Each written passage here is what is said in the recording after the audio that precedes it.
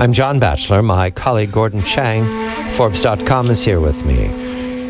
The country of Burma, you will recall in 2012 and before, it was celebrated because of a transition from a dictatorship and a brutal junta to what looks to be steps towards democracy. The President of the United States recently has welcomed the leader of Burma to the Oval Office, a Nobel Peace Prize winner, Aung San Suu Kyi, who spent more than a decade, I believe, in house arrest in Burma, now travels the world and is duly celebrated.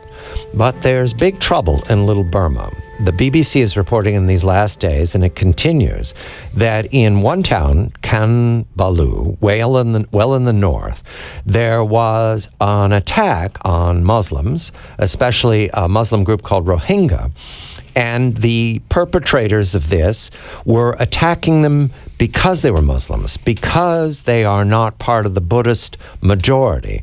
At the same time, there's violence that looks very recognizable to be ethnic cleansing. This is not in every city, but it's certainly in Kanbalu and in another city in the central part of the state, Mike Tilla. I welcome Kelley Currie of the Project 2049 Institute, because Kelley has much experience in traveling in Burma and also can help us understand why this is happening now during the transition to democracy. Kelley, a very good evening to you. The violence against the Rohingya, we've spoken of the Rohingya being persecuted all the way from Bangladesh to Burma, but this looks like a concerted effort to drive them out of these towns. Why? Why now? Is there one explanation? Good evening. Good evening. Well, as we've talked about before, there is the issue of the Rohingya and the Rakhine State in the west, but the violence that we've seen in other areas of Burma, in Kambalu and in Machila, this is not against the Rohingya. This is against Burmese Muslims who have been traditionally more integrated into these local communities than the Rohingya, who tend to be kind of enclaved off within the Rakhine State. So this is a different aspect to the sectarian violence in Burma that's actually in many ways more troubling, because these communities have generally lived side by side without these kinds of problems erupting. Kelley, we've seen something like this in many other countries where you have one group dominant really turfing out another group in sectarian violence, which has really been quite ugly. And none of these countries have done well afterwards.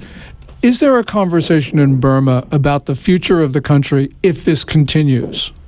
There certainly is. There are people in Burma who understand that what's happening is very, very dangerous for the country, not just for the people who are directly involved, but for the future of the country and for the future of the democratic project that's going on there, these efforts to try to transition toward democracy. And a lot of the human rights activists and even some of the religious leaders, and especially the women's organizations, have really been out front saying how dangerous this is, because the women especially are quite fearful of the extremism that has surrounded this discussion and turned into violence at various times in recent months. Kelley, it's a question that I ask because I'm a reductionist. Who makes money on these attacks? Follow the money is what we're taught in the United States. So who profits from this kind of violence? Well, there's a lot of speculation about it. The Buddhist monasteries and the Buddhist leaders who have led this 969 movement that is stirring up a lot of the sentiment and providing the ideological kind of fervor behind this.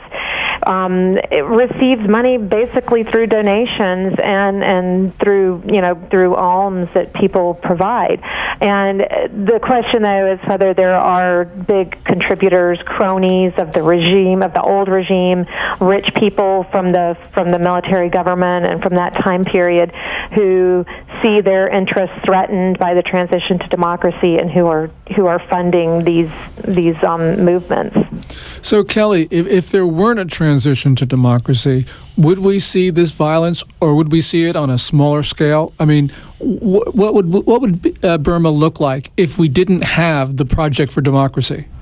Well, this has happened before in Burma during military rule, so this is not a particular problem of democratic transition, although certainly there are aspects of democratic transition that can lead to communal conflict at times. But this is, these are old problems in Burma. They're not new issues, but they have been kept under wraps and under pressure at various times, and then released by the military government or by other governments in the past for diversionary tactics or whatever. But I think that this would have been nipped in the bud more quickly by the military government, because they don't want to be not in control of anything. They wanted to control everything very tightly, and the current government doesn't seem to have the same level of authority over the security forces and over the security situation in general. I learn, because Kelley has led me to learn, that the 969 movement is what we would call in the West a fascist organization, a chauvinist group, a nationalist. It represents, the numbers have symbolic value in Buddhism, but it very much resembles what we would call thugs, the nationalist parties in Europe, and to the point of forbidding Buddhist women from marrying non-Buddhist men. This is an exclusionary group. Is this gaining weight because of the democracy, or was this always there and the junta cooperated with it? I'm just surprised, Kelley, to see this kind of violence associated with the Buddhism. Well, the 969 leaders, the monks who lead the movement, claim that they're not responsible for what happens, but then they're giving hate speeches and saying very incendiary things. And in Buddhism, the idea of karma includes the concept that when you set things in motion through your actions, you do have responsibility for them. So, I'm not quite ready to engage in a Buddhist scholarly debate. Yes, I understand. Right. But I think that they've really they're trying to distance themselves from the violence while maintaining the hate speech, and it's just not very, very credible. But it is an exclusionary movement, and the 969, the roots of it in this kind of extremist Buddhism that's very, very fearful of Islam and sees a plot by Islam to undermine Buddhism in Burma. It's a very kind of paranoid and not really grounded in reality, but very real to them. The President of the United States and the Secretary of State celebrating the transition to democracy, but when you roll over a rock. Kelley Currie, Senior Fellow at the Project 2049 2049 Institute. Gordon Chang of Forbes.com. I'm John Batchelor.